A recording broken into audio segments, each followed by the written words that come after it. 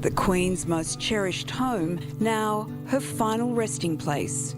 Windsor Castle, a near 1,000-year-old symbol of a monarchy unrivalled, its grounds home to 10 past sovereigns and a comfort to many locals.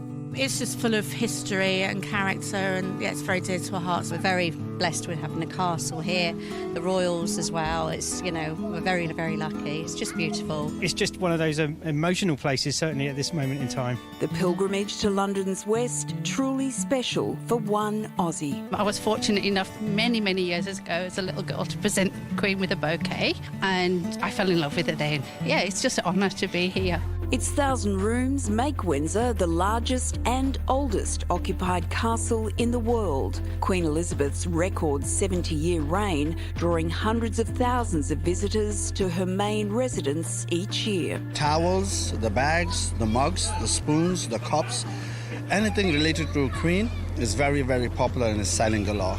Souvenir salesman Hussein, a royal devotee, hoping to fulfil his long-held dream with a final goodbye. I had the dream to look at the Queen just once in my entire life, but I never had the chance. So I'm going to try at the funeral if I can see the coffin when she's passing. On Windsor's grounds lies St George's Chapel, where a more private committal service will take place. 800 close family members, friends and loyal staff to say goodbye before a long-awaited reunion. It's been 17 months since the passing of Prince Philip, and tonight, with her arrival here in Windsor, the Queen will finally be reunited with her husband of 73 years inside the Royal Vault, a more than 200-year-old stone chamber specially built for British royalty. They'll remain there until their tomb is built alongside the monarch's much-loved father, King George VI, and the Queen Mother. His daughter, Princess Elizabeth, and her husband. A fitting end to a royal romance for the ages. I said I loved you, oh my love, we were too beautiful. Let's go back now to Lisa in London. Lisa, thanks very much for waiting for us. The Queen's heading to Windsor now. What exactly did Windsor mean to her? I think it meant a lot to her over the course of her life, Waleed, but probably never more important to her than in recent years. Of course, that was where she spent the breadth of the pandemic. It was where Prince Philip passed away 17 months ago. But also, if you think back to the year that the Queen so famously described, 1992, as her annus horribilis, mostly because 3 of her children, their marriages broke up that year. But that was also the year that a fairly major fire broke out at Windsor Castle. And if you see the footage of her during that time, she was heartbroken. This was a home that she loved. She holidayed there a lot. We do, of course, know that Harry and Meghan were married there. So there have been so many moments throughout the Queen's life where Windsor Castle played a huge role.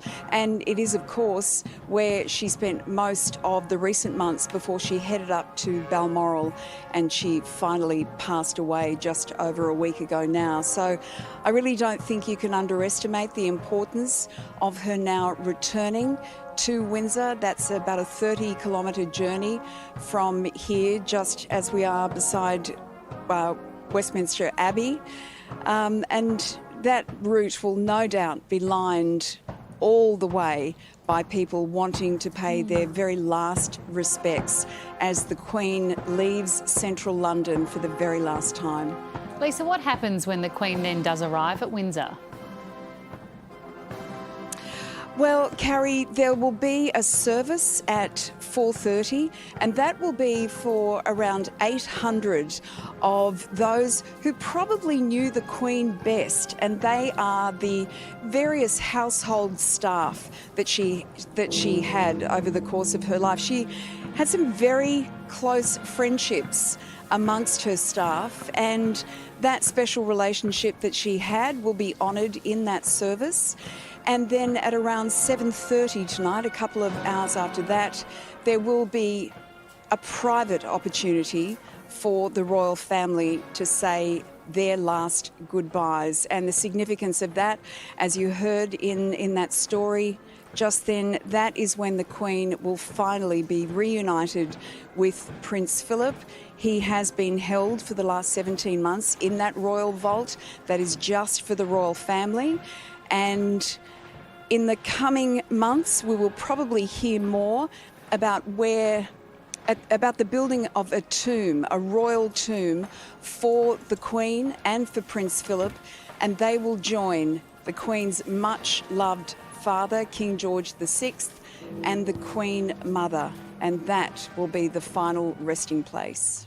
Lisa, thank you very much for that. Thank you also for all the work over the last 10 days and all the time you've given us. I know we'll see you a bit more on 10 Bold later tonight, but thank you very much. Great to speak to you. Thanks a lot, guys.